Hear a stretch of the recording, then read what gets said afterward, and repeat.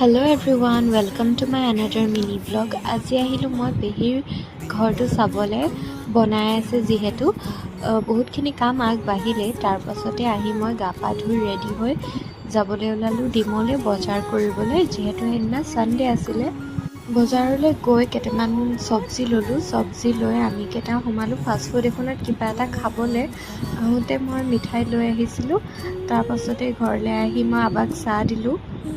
তাৰপাছতে ভাবিলোঁ মই বোলো এপাক দাদী ঘৰৰ পৰাই আহোঁ। এফালে গুণগুণে চকলেটটো দেখাই আছে বাইকক দিবলৈ অনা, আৰু দাদীমাই এনেদৰে ফোনত কথা পাতি আছে। মই সেইকাৰণে ভিডিঅ' ক্লিপ এটা লৈ থলোঁ।